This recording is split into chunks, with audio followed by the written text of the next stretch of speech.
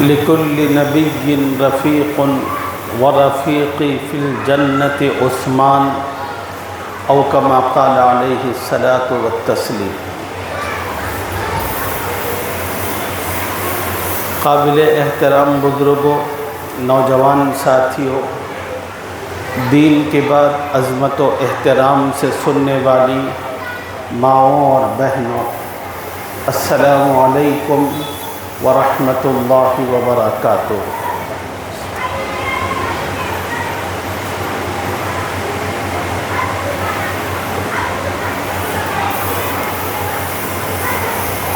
ذو الحج کا مہینہ اسلامی تاریخ کا آخری مہینہ ہے۔ یہ سارا کا سارا مہینہ قربانیوں اور شہادتوں سے بھرا ہوا ہے۔ اس مہینے کی 18 تاریخ کو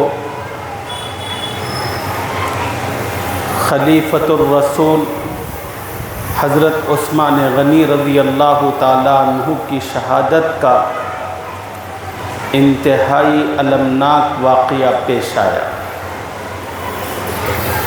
آج کی اس بابرکت مجلس میں حضرت عثمان غنی رضی اللہ عنہ کی سیرت، آپ کے فضائل، آپ کے کمالات، آپ کی خصوصیات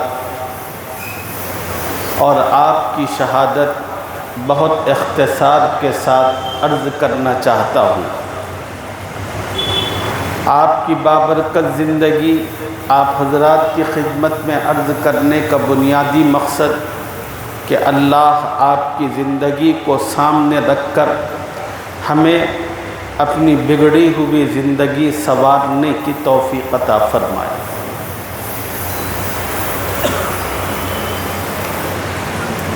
حضرت عثمان غنی رضی اللہ تعالی عنہ السابقون الاولون میں تھے، یعنی آپ کا شمار ان صحابہ میں ہوا کرتا تھا جنہوں نے ابتدائی مرحلے میں دین اسلام قبول فرمایا تھا۔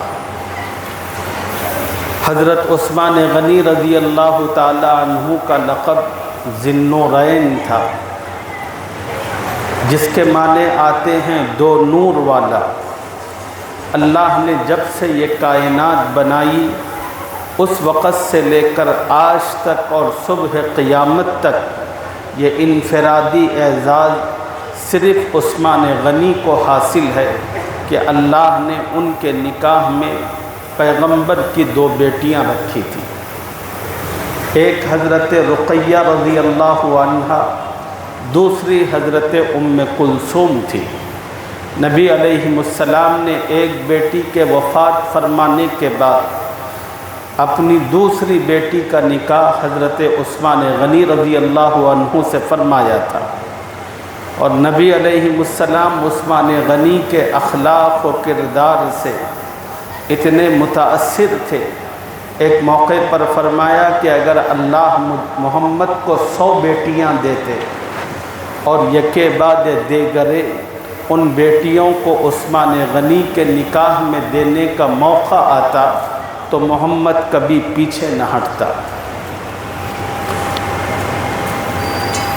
حضرت عثمان غنی رضی اللہ تعالی عنہ کا ایک لقب ذو الحجرتین بھی تھا، یعنی 2 ہجرت کرنے والے۔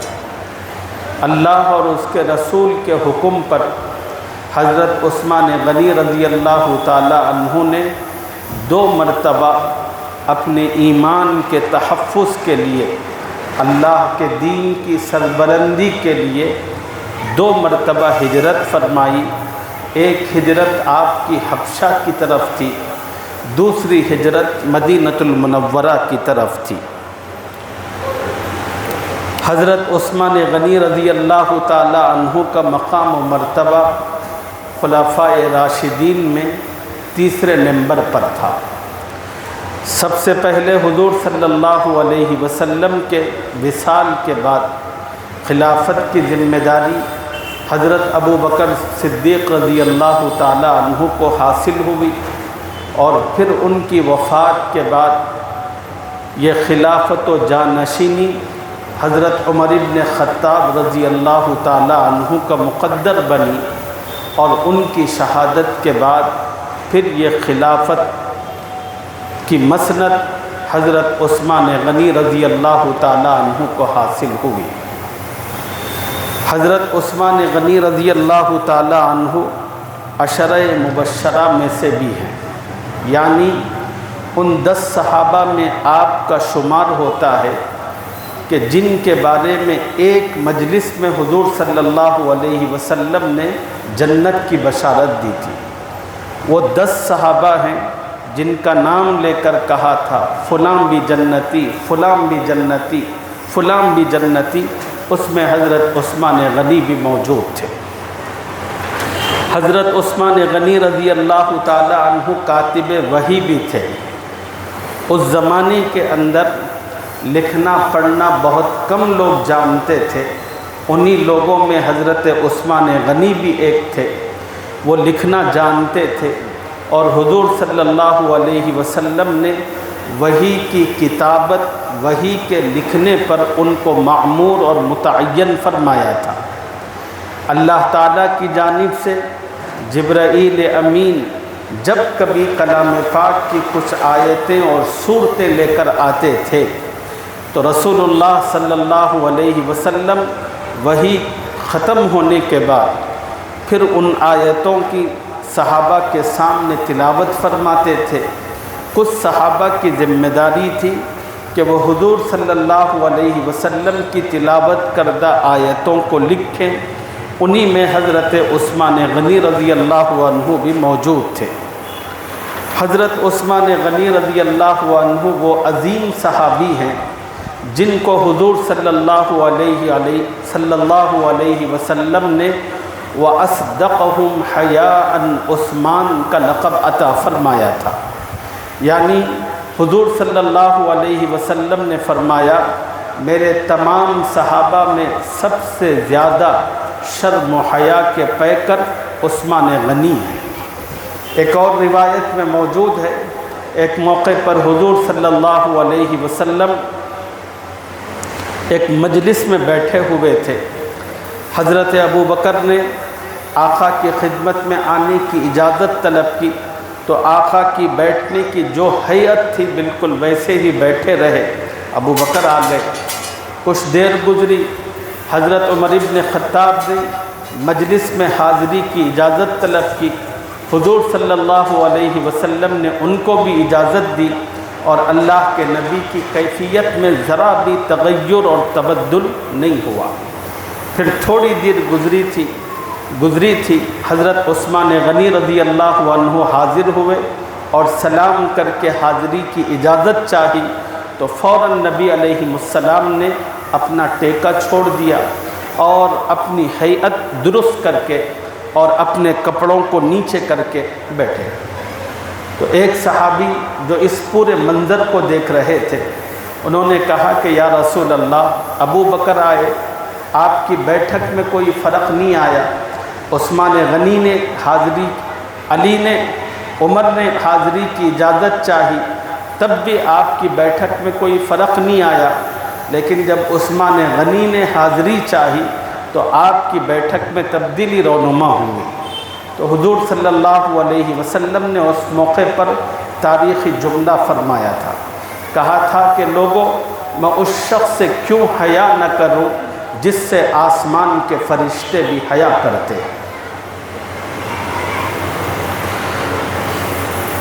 عثمان غنی رضی اللہ تعالی عنہ وہ خوش نصیب صحابی ہیں کہ بیعت رضوان کے موقع پر حضور صلی اللہ علیہ وسلم نے اپنے ایک ہاتھ کو اپنے دوسرے ہاتھ پر رکھ کر فرمایا تھا، لوگوں یہ محمد کا ہاتھ ہے، یہ عثمان کا ہاتھ ہے۔ اور پھر نبی علیہ السلام نے اپنے ہاتھ کو عثمان کا ہاتھ قرار دیا اور قرار دے کر کہا یہ عثمان کی مجھ سے بیعت ہے۔ اور حضرت عثمان غنی رضی اللہ تعالی عنہ کو اللہ تعالی جزائے خیر عطا فرمائے، انہوں نے حضور صلی اللہ علیہ وسلم کی اس ہاتھ کی اتنی لاج رکھی کہ حضرت عثمان غنی فرماتے ہیں میں نے اپنی زندگی میں کبھی اپنی شرمگاہ کو ہاتھ نہیں لگایا۔ حضرت عثمان غنی کہتے ہیں جب سے میں نے اپنا ہاتھ بیعت کے لیے نبی علیہ السلام کو دیا، اس کے بعد سے لے کر کبھی میں نے اپنی شرمگاہ پر اپنا ہاتھ نہیں لگایا۔ ساری زندگی خدا کے نبی کے ہاتھ میں دیے ہوئے ہاتھ کا اتنا احترام اور لحاظ رکھا، اور پھر اللہ تعالیٰ نے اس ہاتھ کو اتنی عزت اور شرافت کرامت عطا فرمائی کہ عثمان غنی رضی اللہ تعالیٰ عنہ کو ہاتھ کی اسی عزت و احترام کی بنیاد پر ان کو جامع القرآن بنایا، ناشر القرآن بنایا، حافظ قرآن بھی بنایا۔ حضرت عثمان غنی رضی اللہ تعالیٰ عنہ کے یہ خصوصیت تھی کہ آپ نے اپنے زمانے خلافت کے اندر تمام کے تمام صحابہ کرام کو اکٹھا فرمایا، اور اس وقت تک قرآن مجید مختلف رسم الخط میں لکھا جاتا تھا۔ نبی علیہ السلام نے فرمایا اللہ تعالیٰ نے قرآن مجید کو 7 لغت پر اتارا تھا، اور قرآن مجید مختلف لغتوں میں لکھا جاتا تھا۔ اس کی وجہ سے قرآن مجید کے پڑھنے میں بہت اختلاف ہوتا تھا۔ خود حضرت عمر رضی اللہ تعالیٰ عنہ اپنے زمانے میں کہتے ہیں کہ وہ ایک صحابی رسول کے پیچھے نماز پڑھے، اور انہوں نے قرآن مجید کی تلاوت اس لغت پر فرمائی جو اللہ تعالیٰ نے اس لغت پر نازل فرمایا تھا۔ اب حضرت عمر رضی اللہ عنہ نماز میں جذبس کی کیفیت میں ہے۔ جو ہی نماز ختم ہوئی حضرت عمر نے ان کو گردن سے پکڑا اور حضور صلی اللہ علیہ وسلم کی خدمت میں گھسیٹ کر لائے اور کہا کہ یا رسول اللہ یہ بالکل الگ اور اجنبی قرآن پڑھتے ہیں۔ نبی علیہ السلام نے پہلے حضرت عمر سے کہا کہ عمر چھوڑ دو ان کو، اور پھر کہا کہ تم نے کیا پڑھا تھا وہ پڑھو۔ تو ان صحابی نے نماز کے اندر قرآن جس طرح پڑھا تھا اسی طرح حضور صلی اللہ علیہ وسلم کے سامنے پڑھ کر سنایا۔ حضور صلی اللہ علیہ وسلم نے سن کر کہا کہ ہاکذا انزلت، اللہ نے قرآن کو اس طرح بھی نازل فرمایا۔ پھر حضرت عمر سے کہا کہ عمر تم پڑھو، تو حضرت عمر نے اسی صورت کو پڑھا، لیکن وہ طریقہ وہ انداز بالکل الگ تھا۔ جب ان کی وہ صورت کی تلاوت ختم ہوئی تو نبی علیہ السلام نے فرمایا کہ عمر ہاکذا انزلت، اللہ نے اس طرح بھی اس قرآن کو نازل کیا۔ تو چونکہ قرآن کو اللہ نے 7 لہجوں میں 7 لغات پر نازل فرمایا تھا، اس کی وجہ سے ایک کی لغت کا پتہ دوسرے کو نہیں ہوتا تھا، اس کی وجہ سے لوگوں میں اختلاف اور انتشار بہت ہوتا تھا۔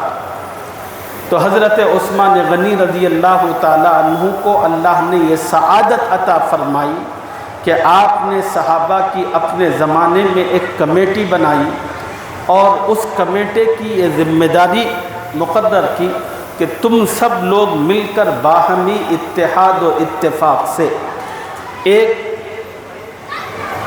طریقہ قرآن پاک کے لکھنے کا متعین کرو۔ چنانچہ تمام کے تمام صحابہ نے قرآن پاک کو لکھنے کا ایک طریقہ متعین فرمایا۔ اس طریقے کو اور اس خط کو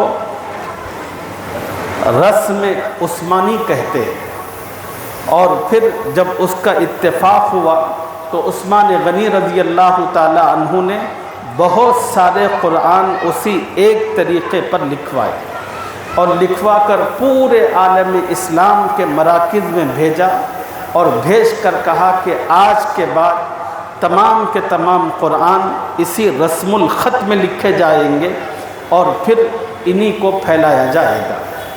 چنانچہ اس وقت سے مسلمانوں کے درمیان قرآن کی تلاوت کو لے کر جو آپسی اختلاف اور انتشار ہوا کرتا تھا، حضرت عثمان کی اس حسن تدبیر کے نتیجے میں سب ختم ہوا، اور پوری ملت اسلامیہ ایک قرآن اور ایک رسم الخط پر اکٹھی ہوئی۔ آپ کو اندازہ کرنے کے لیے، اس دور کی مشکلات کو سمجھنے کے لیے، کبھی حج اور عمرہ جانے کا اتفاق ہو، عربوں کی جو قرآن ہوتی ہے اس کا جو رسم الخط ہوتا ہے، اور ہندوستان میں قرآن کی جو چھپائی ہوتی ہے اس کا جو رسم الخط ہوتا ہے، اب آپ دونوں کو میچ کر لیں، آپ نہیں پڑھ سکتے۔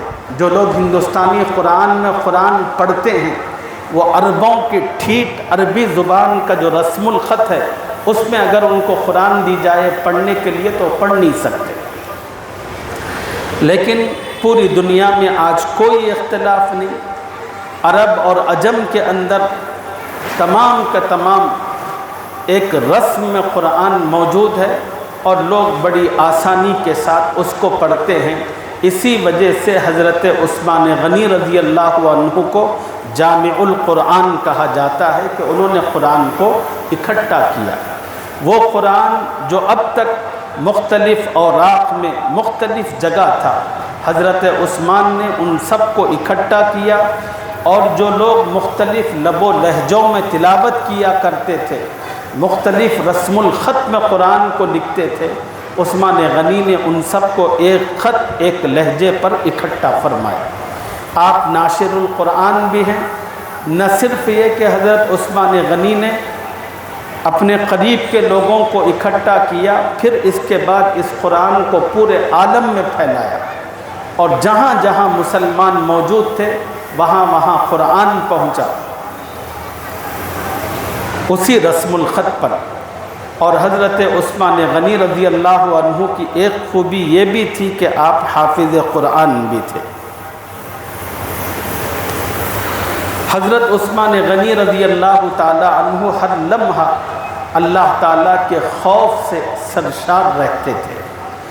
خوف خدا کا عالم آپ پر کتنا تھا اس کا اندازہ اس حدیث سے لگا سکتے ہیں کہ صحابہ فرماتے ہیں عثمان غنی رضی اللہ تعالی عنہ جب کسی قبر پر آتے اور کسی قبر کو دیکھتے تو اتنا روتے کہ آپ کی داڑھی مبارک آنسوؤں سے تر ہو جاتی۔ عثمان غنی رضی اللہ عنہ کی داڑھی بڑی گھنی اور بڑی تھی، ساری کی ساری داڑھی آنسوؤں سے تر ہوتی۔ جب حضرت عثمان غنی کی کیفیت بحال ہوتی تو صحابہ پوچھتے، عثمان جنت اور جہنم کا جب تذکرہ آتا ہے تو آپ اتنا نہیں روتے جتنا کسی قبر کے سامنے آنے سے روتے ہیں، کیا وجہ ہے؟ تو عثمان غنی رضی اللہ تعالی عنہ نے فرمایا، لوگوں، رسول اللہ صلی اللہ علیہ وسلم نے فرمایا قبر آخرت کی منزلوں میں سب سے پہلی منزل ہے۔ جو آدمی اس پہلی منزل میں نجات پا گیا، اللہ تعالیٰ بعد کی منزلوں کو اس کے لیے آسان فرماتے ہیں، اور جو آدمی اس پہلے مرحلے میں ناکام ہو جاتا ہے، اللہ بعد کے مرحلے اس کے حق میں اور سخت دشوار فرماتے ہیں۔ حضرت عثمان غنی پر اللہ کے خوف و خشیت کا یہ عالم تھا۔ حضرت عثمان غنی رضی اللہ عنہ تاجر بھی تھے، سخی بھی تھے۔ اسلام کی آمد سے پہلے ہی حضرت عثمان غنی رضی اللہ تعالی عنہ تجارت سے منسلک تھے، اور آپ سچائی، امانت و دیانت پر اپنی تجارت کی بنیادوں کو استوار فرمایا تھا۔ عثمان غنی کی سچائی اور ان کی امانت و دیانت کی وجہ سے خدا نے ان کی تجارت میں خوب خیر و برکت رکھی، اور دیکھتے ہی دیکھتے ان کی تجارت اتنی پھیلی اور پھولی کہ آپ کا شمار مکۃ المکرمہ کے بڑے بڑے مالدار اور رئیسوں میں ہوا کرتا تھا۔ پھر حضرت ابوبکر رضی اللہ تعالیٰ عنہ کی وساطت سے اللہ نے عثمان غنی کو ایمان کی دولت عطا فرمائی، اور جب وہ اسلام میں داخل ہوئے اور حضور صلی اللہ علیہ وسلم کے غلام بنے، تو پھر اس کے بعد سے جب کبھی اسلام اور مسلمانوں کے لیے پیسوں کی ضرورت ہوتی تھی، حضرت عثمان غنی رضی اللہ تعالی عنہ بے تحاشا اپنی دولت کو نبی علیہ السلام کے قدموں میں نچھاور فرماتے۔ عثمان غنی رضی اللہ تعالی عنہ کا معمول یہ تھا کہ آپ کے پاس بے انتہا غلام اور باندیاں تھیں۔ ان تمام غلام اور باندیوں کے باوجود، خدمت گزاروں کے باوجود عثمان غنی اپنا کام خود کرتے تھے۔ کبھی اپنے کسی نوکر، کسی غلام اور خادم کو اپنے کام کے لیے نہیں کہتے تھے، اور آپ کا معمول یہ تھا کہ ہر جمعہ 2 غلاموں کو آزاد کرتے تھے۔ کسی جمعہ کوئی ایک غلام آزاد نہیں کر پا سکتے کسی مصروفیت کے سبب، تو اگلے جمعہ 2 غلام اکٹھے طور پر آزاد فرماتے۔ اور حضرت عثمان غنی رضی اللہ تعالی عنہ جب ہجرت فرما کر مدینہ المنورہ تشریف لائے، وہ وقت مسلمانوں کے لیے بڑا قسم پرسی کا تھا، اس لیے کہ مکے کے جتنے مسلمان تھے سب مسلمانوں نے اپنی گھر بار، اپنی تجارت، اپنی سب کی سب چیزیں اللہ کی نسبت پر، ایمان کی خاطر، نبی کی محبت کی خاطر سب چھوڑا تھا، اور خالی ہاتھ مدینہ المنورہ پہنچے تھے۔ یہاں پر مسلمانوں کے لیے ابتدا میں بڑی تنگی اور ترشی تھی۔ حضور صلی اللہ علیہ وسلم نے وہاں پہنچنے کے بعد سب سے پہلے مسجد نبوی کی تعمیر کی اور اس کی بنیاد رکھی، اور اللہ نے بڑی تیزی کے ساتھ اسلام کو پھیلایا۔ لوگ بڑی تعداد میں ایمان میں داخل ہوئے، تو وہ مسجد نبوی جو آقا نے اپنے اعتبار سے تو بہت بڑی بنائی تھی، لیکن مصلیوں اور مسلمانوں کی بڑی تعداد کی وجہ سے بہت چھوٹی پڑ رہی تھی۔ حضور صلی اللہ علیہ وسلم کو اس کا احساس بہت تھا کہ مجھے اپنی مسجد بڑی کرنی ہے، لیکن تنگی اور ترشی بھی تھی۔ ایک موقع پر حضور صلی اللہ علیہ وسلم نے نماز کے بعد اٹھ کر صحابہ میں اعلان فرمایا، تم میں جو کوئی زمین سے لگی، مسجد سے لگی ہوئی زمین کو خرید کر مسجد نبوی کی توسیع کے لیے وقف کرے گا، میں محمد اس کو نقد جنت کی ضمانت اور بشارت دیتا ہوں۔ حضرت عثمان غنی رضی اللہ عنہ اکیلے اٹھے، اور انہوں نے مسجد نبوی سے لگت جو زمین تھی، اس زمین کو منہ مانگی رقم دے کر خریدا، اور پھر اس کو اللہ کے لیے، مسجد نبوی کے لیے وقف فرما دیا۔ حضور صلی اللہ علیہ وسلم کی خدمت میں آئے، اور خدمت میں آ کر کہا کہ یا رسول اللہ، میں نے زمین خریدی اور مسجد کے لیے وقف کر دی۔ تو حضور صلی اللہ علیہ وسلم نے اسی وقت فرمایا کہ عثمان، میں محمد تمہیں نقد جنت کی بشارت اور خوشخبری دیتا ہوں۔ جب حضور صلی اللہ علیہ وسلم مدینہ پہنچے تو مدینہ کے اندر ابتدا میں بڑی مشکلات تھیں۔ ان مشکلات میں ایک مشکل تھی میٹھا پانی۔ پورے مدینہ کے اندر ایک ہی کنواں تھا جس کا نام تھا بئر روما۔ یہ ایک یہودی کی ملکیت تھا، اور یہودیوں کے دل میں حضور صلی اللہ علیہ وسلم اور مسلمانوں سے متعلق بڑی خباثت بھری ہوئی تھی۔ وہ یہودی من مانی قیمت پر مسلمانوں کے لیے پانی بیچا کرتا تھا۔ پہلے ہی مسلمانوں کی معاشی حالت انتہائی پتلی تھی، اب ان مسلمانوں کے لیے پانی خریدنا بہت مشکل ہو رہا تھا۔ رسول اللہ صلی اللہ علیہ وسلم کے سامنے یہ صورتحال تھی، تو ایک دن مسجد نبوی میں نماز کے بعد حضور صلی اللہ علیہ وسلم نے اعلان فرمایا، لوگوں، جو کوئی وہ کنواں خرید کر مسلمانوں کے لیے وقف کرے گا، میں محمد اس کے لیے جنت کی ضمانت اور خوشخبری دیتا ہوں۔ حضرت عثمان غنی اس مجلس میں موجود تھے، انہوں نے سنا تو فوراً اٹھے، یہودی کے پاس گئے، جا کر یہودی سے کہا، اے یہودی، میں تیری قیمت پر اس کنویں کو خریدنا چاہتا ہوں۔ یہودی بڑا چالاک تھا، اس نے عثمان غنی رضی اللہ عنہ سے کہا، عثمان میں پورا کنواں نہیں بیچتا، آدھا کنواں بیچتا ہوں۔ حضرت عثمان غنی رضی اللہ عنہ نے منظور فرما لیا، آدھا کنواں اس سے حاصل کیا، اور پھر حضور صلی اللہ علیہ وسلم کی خدمت میں آ کر کہا، یا رسول اللہ، میں نے اس یہودی سے آدھے کنویں کی ملکیت حاصل کی ہے، اور میں اس کنویں کی ملکیت کو مسلمانوں پر وقف کرتا ہوں۔ چنانچہ ایک دن پانی بھرنے کی باری حضرت عثمان کو حاصل تھی اور ایک دن یہودی کو، اس لیے کہ آدھے کے مالک وہ تھے، آدھے کا وہ تھا۔ اب جتنے مسلمان تھے، جب ان کو پتہ چلا کہ عثمان غنی نے خریدا ہے اور مفت میں پانی، تو سارے کے سارے مسلمان اور حتیٰ کہ غیر مسلم بھی بغیر پیسوں کے پانی مل رہا تھا تو اس دن آتے اور آ کر پانی لے کر چلے جاتے۔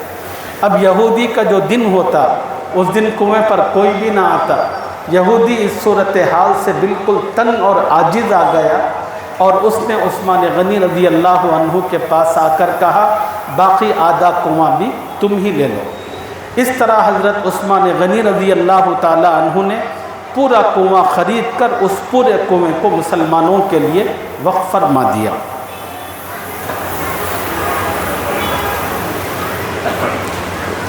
غزوہ تبوک کا موقع تھا۔ یہ حضور صلی اللہ علیہ وسلم نے جتنے غزوات فرمائے، تمام غزوات میں انتہائی تنگ اور سخت ترین غزوہ تھا، اس لیے کہ ایک تو مسلمانوں کے پاس معاشی اعتبار سے بڑی مشکلات تھی، اور یہ غزوہ اس موقع پر پیش آیا، اور یہ غزوے کا سفر بھی بڑا دور کا تھا، تقریباً مسجد مدینے سے 1200 کلومیٹر کی مسافت پر تھا۔ تو اور وہ زمانہ تھا کہ جس میں مسلمانوں کے باغوں کے اندر کھجور پکا کرتے تھے، اور مدینے کے جتنے مسلمان تھے ان سب کی معیشت کا مدار انہی کھجوروں پر ہوا کرتا تھا۔ اللہ کا حکم آیا سارے مسلمانوں کے لیے، مسلمانوں چھوڑو اپنے باغات کو، نکلو اللہ کے راستے میں۔ بہت سخت موقع تھا، ایک تو پورے سال کی معیشت مسلمانوں کی انہی کھجوروں پر تھی، اور دوسری طرف خدا کا حکم تھا نکلو۔ تو لیکن وہ صحابہ تھے اللہ اور اس کے رسول پر اپنی جان فدا کرنے والے، انہوں نے نہ اپنی بیوی بچوں کا خیال کیا، اپنی معیشتوں کا خیال کیا، خدا کے حکم پر نکل کھڑے ہوئے، اور تھا کچھ بھی نہیں۔ تو اس موقع پر ایک ایک پیسے کی بڑی سخت ضرورت تھی۔ حضور صلی اللہ علیہ وسلم مسجد نبوی میں ہر نماز کے بعد کھڑے ہو کر صحابہ میں اعلان فرماتے تھے کہ لوگوں، اللہ کے راستے میں پیسوں کی سخت ضرورت ہے، تم میں سے جو کوئی خوشحال ہے وہ اپنی دولت اس موقع پر پیش کرے، میں محمد انہیں جنت کی ضمانت پیش کرتا ہوں۔ یہی وہ غزوہ تھا جس غزوے میں حضرت ابوبکر نے اپنے پورے گھر کے اندر جھاڑو لگائی تھی، اور ان کے پاس جو کچھ تھا سب کو ایک پوٹلی میں اکٹھا کر کے حضور صلی اللہ علیہ وسلم کی خدمت میں لا کر پیش کیا۔ یہی وہ غزوہ تھا جس میں عمر ابن خطاب نے اپنی دولت آدھی آدھی کی تھی، آدھی اپنے بیوی بچوں کے لیے چھوڑ دی، اور باقی آدھی دولت ایک بہت بڑے گٹھڑے میں اٹھا کر سونا، چاندی، روپیے، پیسوں پر مشتمل تھی، حضور صلی اللہ علیہ وسلم کی خدمت میں لا کر پیش کی۔ مگر عثمان غنی رضی اللہ عنہ کی جو سخاوت تھی اس غزوے میں، وہ سب سے ممتاز تھی۔ ایک روایت کے مطابق 1000 اونٹ، 70 گھوڑے، 1000 اشرفیاں حضرت عثمان غنی رضی اللہ تعالی عنہ نے اس غزوے کے لیے حضور صلی اللہ علیہ وسلم کی خدمت میں پیش کی۔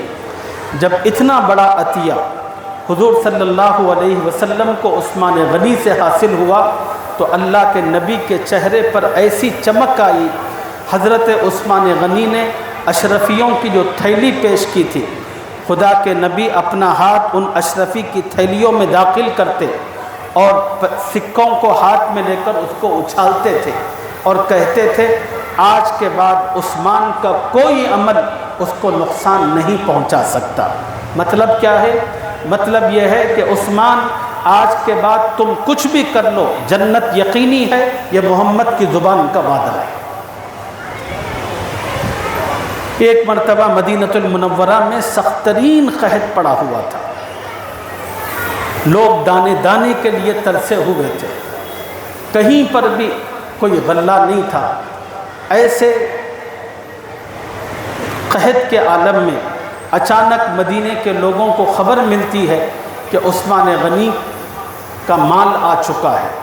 چنانچہ 1000 اونٹوں پر لدا ہوا مختلف قسم کا اناج اور غلہ مدینے میں داخل ہوا، اور جتنے تاجر تھے مدینے کے ان سب کو خبر ملی کہ عثمان غنی کا تجارتی قافلہ آ چکا ہے۔ پورے کے پورے تاجر اکٹھا ہوئے اور اکٹھا ہو کر عثمان غنی سے بھاؤ تاؤ کرنے لگے، کہنے لگے عثمان تم نے جتنا مال لایا ہے وہ سارا مال ہم تاجر خرید لیں گے، جو قیمت تم نے خریدی میں لگائی اس کا ڈبل دیں گے۔ عثمان غنی نے کہا کہ نہیں، مجھے اس سے زیادہ چاہیے۔ تاجروں نے کہا کہ ہم 3 گنا دیں گے۔ عثمان غنی نے کہا کہ نہیں، مجھے اس سے زیادہ چاہیے۔ اب یہ تاجر بڑھاتے بڑھاتے 5 گنا تک آئے۔ اس کے بعد تاجروں کی ہمت بھی جواب دے گئی، مگر عثمان غنی کا جواب یہی تھا، میں اس کو دوں گا جو کم از کم 10 گنا مجھے دے۔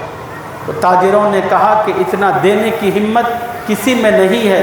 تو پھر عثمان غنی نے کہا کہ یہ قیمت خدا مجھے دینے کو تیار ہے تو میں یہ پورا کا پورا مال مسلمانوں پر صرف کرتا ہوں۔ چنانچہ عثمان غنی نے 1 پیسہ لیے بغیر 1000 اونٹوں پر لدا ہوا مال پورے مدینے کے غریبوں پر، ضرورت مندوں پر، قحط میں مبتلا افراد پر تقسیم فرما دیا۔ اللہ نے اتنی دولت اور اس طرح کا دل عطا فرمایا تھا، لیکن اتنی دولت کے باوجود کوئی عیاشی نہیں تھی، زندگی میں اتنی سادگی تھی۔ آج ہم لوگوں کا حال یہ ہے، تھوڑے بہت پیسے کسی کو مل گئے، کسی کی زمین کی قیمت بڑھ گئی تو ہم لوگ اپنی شادیوں میں رنڈیوں کو بلاتے ہیں، ناچنے والیوں، اور کوئی ناچنے اور گانے لگتا ہے اور اپنے پیسوں کو اڑانے لگتا ہے۔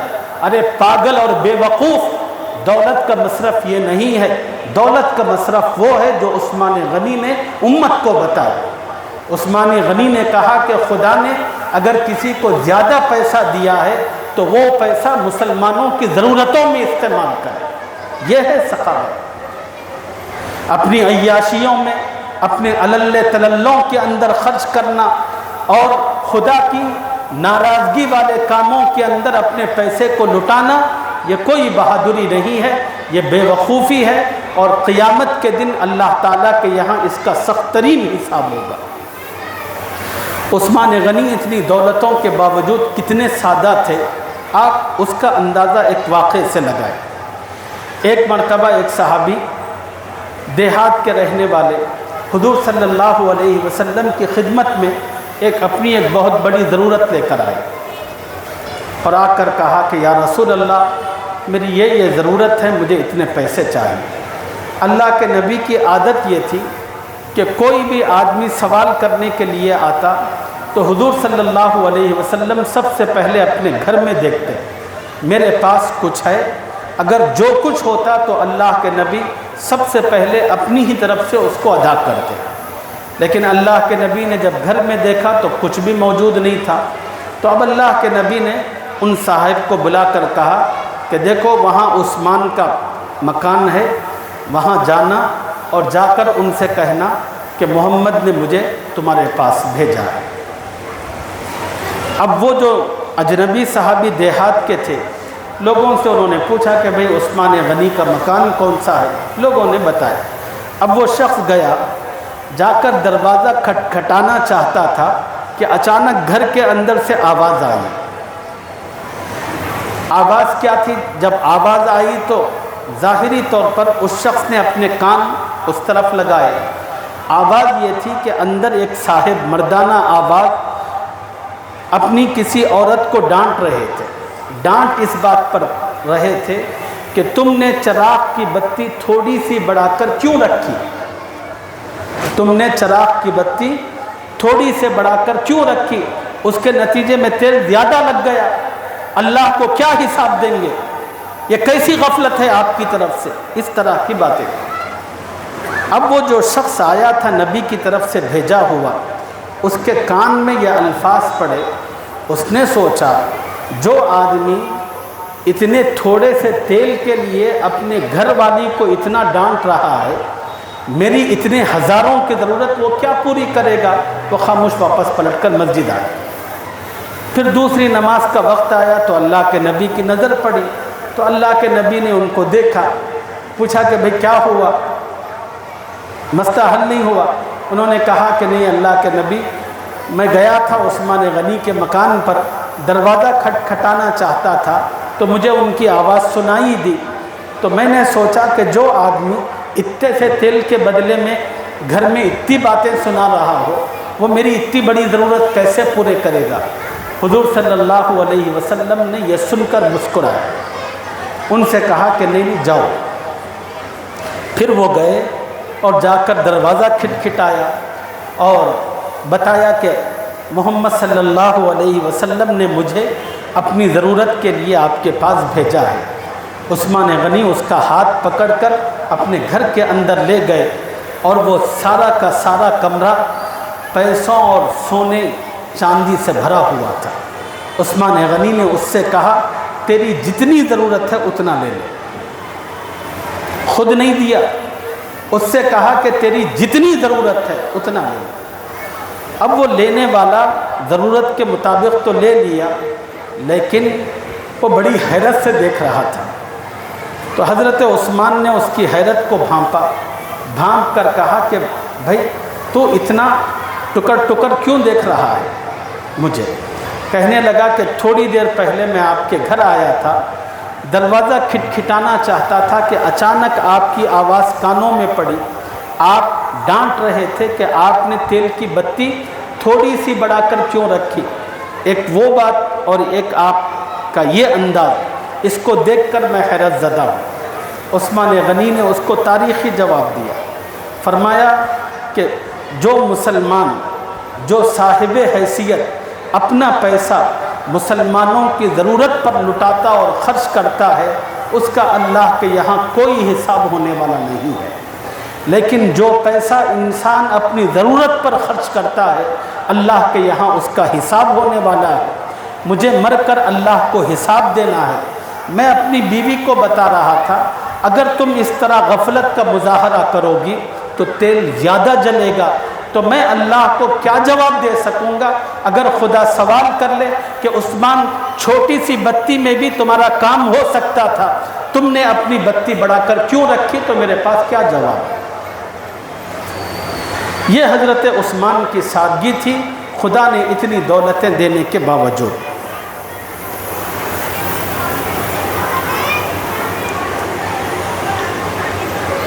حضرت عثمان غنی رضی اللہ تعالی عنہ کو حضور صلی اللہ علیہ وسلم نے غیر معمولی فضائل عنایت فرمائے تھے۔ ایک صحابی ہیں حضرت سعید رضی اللہ عنہ، وہ فرماتے ہیں میں نے رات کو دیکھا کہ حضور صلی اللہ علیہ وسلم اپنے ہاتھوں کو اٹھا کر اللہ کی بارگاہ میں فجر تک دعا کر رہے تھے۔ دعا یہ تھی کہ اے اللہ میں عثمان سے راضی ہوں، تو بھی عثمان سے راضی ہو جا۔ حضرت ابو موسیٰ اشعری رضی اللہ عنہ فرماتے ہیں ایک مرتبہ مدینے کے اندر کھجور کے ایک باغ میں میں حضور صلی اللہ علیہ وسلم کے ساتھ موجود تھا۔ کچھ دیر میں دروازے پر کھٹکا ہوا۔ حضور صلی اللہ علیہ وسلم نے مجھ سے کہا کہ جاؤ آنے والوں کو جنت کی خوشخبری سناؤ اور اندر آنے کی اجازت دو۔ ابو موسیٰ اشعری کہتے ہیں کہ میں اٹھا، دروازہ کھولا تو دیکھا کہ سامنے ابو بکر موجود ہیں۔ میں نے حضور کے ارشاد کے مطابق ان کو جنت کی خوشخبری سنائی۔ انہوں نے اس پر اللہ کی تعریف اور حمد بیان فرمائی۔ تھوڑی دیر ہوئی، دروازے پر پھر دستک ہوئی۔ ابو موسیٰ اشعری کہتے ہیں کہ حضور نے پھر مجھ سے کہا جاؤ دروازہ کھولو اور آنے والے کو جنت کی خوشخبری دو۔ حضرت ابو موسیٰ کہتے ہیں کہ میں گیا، دروازہ کھولا تو کیا دیکھتا ہوں کہ عمر موجود ہیں اور ان کو اندر آنے کا کہا اور جنت کی خوشخبری سنائی۔ انہوں نے بھی اللہ کی تعریف بیان فرمائی۔ تھوڑی دیر گزری، پھر دروازے پر کھٹکا ہوا تو اللہ کے نبی نے کہا کہ دروازہ کھولو اور آنے والوں کو جنت کی خوشخبری سناؤ، اور یہ کہو اللہ تعالیٰ ایک سخت ترین آزمائش میں تمہیں مبتلا کریں گے، جب اس آزمائش سے باہر نکلو گے تو تمہیں جنت ملے گی۔ ابو موسیٰ اشعری کہتے ہیں کہ میں دروازہ کھولا تو دیکھا کہ سامنے عثمان موجود ہے۔ ایک اور حدیث میں موجود ہے، مدینہ کے اندر احد کا ایک پہاڑ ہے، حضور صلی اللہ علیہ وسلم اس پہاڑ سے بڑی محبت فرمایا کرتے تھے۔ اللہ کے نبی ایک مرتبہ اس پہاڑ پر چڑھے ہوئے تھے، ساتھ میں ابو بکر بھی تھے، عمر بھی تھے، حضرت عثمان بھی تھے۔ اچانک وہ احد کا پہاڑ ہلنے لگا، ادھر ادھر ہونے لگا۔ حضور صلی اللہ علیہ وسلم نے اپنا پیر احد پہاڑ پر مارا، مارتے ہوئے کہا کہ اے احد پہاڑ کیوں ہلتا ہے؟ کیا تجھے نہیں معلوم کہ تجھ پر ایک نبی، ایک صدیق، دو شہید کھڑے ہوئے ہیں؟ شہادت سے اشارہ نبی علیہ السلام کا حضرت عمر اور حضرت عثمان غنی کی طرف تھا۔ حضرت عائشہ رضی اللہ عنہا فرماتی ہیں حضور صلی اللہ علیہ وسلم نے ایک مرتبہ حضرت عثمان سے کہا تھا کہ عثمان، ان قریب اللہ تعالیٰ کی جانب سے آپ کو ایک ذمہ داری عنایت کی جائے گی، یعنی آپ کو خلافت ملے گی، اور عثمان جب وہ خلافت کی قمیص آپ کو ملے گی، آپ پہن لیں گے، کچھ منافق لوگ اس قمیص کو آپ کے جسم سے اتارنا چاہیں گے، میں محمد تمہیں وصیت کرتا ہوں کہ جب تک تم شہید نہ ہو جاؤ اس وقت تک اپنے جسم سے وہ قمیص مت اتارنا۔ چنانچہ 35 ہجری میں مصر سے تعلق رکھنے والے 750 بلوائی مدینۃ المنورہ آئے۔ ایک خط کا بہانہ بنا کر انہوں نے پوری اسلامی سلطنت کے اندر اودھم مچا دیا اور مدینۃ الرسول پر قبضہ کیا، اور انہوں نے اس گھنونے کام کے لیے جو وقت کا انتخاب کیا وہ حج کا زمانہ تھا، جس میں سارے کے سارے مسلمان حج کی ادائیگی کے لیے مکہ المکرمہ جاتے ہیں۔ اس وقت عثمان غنی چند مختصر سے صحابہ کے ساتھ مدینے میں تھے۔ بلوائیوں نے اس موقع کو غنیمت سمجھ کر پورے مدینے کا محاصرہ کیا اور مسجد نبوی کے اندر حضرت عثمان غنی پر سب سے پہلے آنے جانے پر پابندی لگائی۔ کہا کہ عثمان غنی نہ مسجد نبوی نماز کے لیے آ سکتے ہیں نہ نماز پڑھ سکتے ہیں۔ پھر چند دن گزرے تو ان بلوائیوں نے کہا کہ کوئی کھانا پانی آپ کے گھر تک داخل نہیں ہو سکتا، چنانچہ آپ کے گھر کا بھی محاصرہ چاروں طرف سے کر لیا گیا، اور اس محاصرے کے اندر عثمان غنی 40 دن تک رہے، اور ان 40 دنوں کے اندر عثمان غنی مسلسل روزہ رکھتے تھے، قرآن پاک کی تلاوت کیا کرتے تھے۔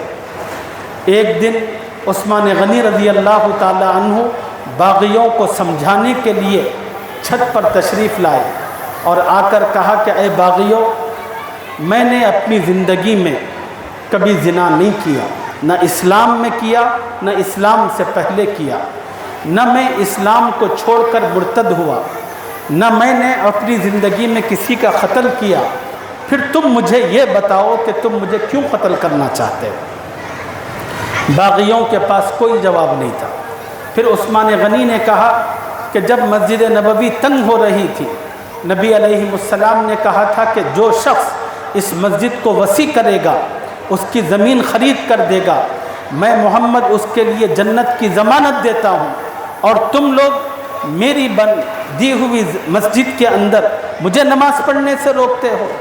پھر عثمان غنی نے کہا کہ جب مسلمان مدینہ آئے تھے، پانی کی سخت ترین تکلیف تھی اور صرف ایک میٹھے پانی کا کنواں تھا، نبی نے فرمایا تھا کہ جو کوئی اس کنویں کو خرید کر مسلمانوں کو وقف کرے گا میں اس کو جنت کی ضمانت دیتا ہوں۔ میں نے اس کنویں کو خرید کر مسلمانوں کے لیے وقف کیا تھا، آج تم مجھے اس کنویں کا پانی پینے سے روکتے ہو۔ لیکن وہ تمام کے تمام بلوائی ڈھیٹ بنے ہوئے تھے اور اپنی ہٹ دھرمی پر رکے ہوئے تھے۔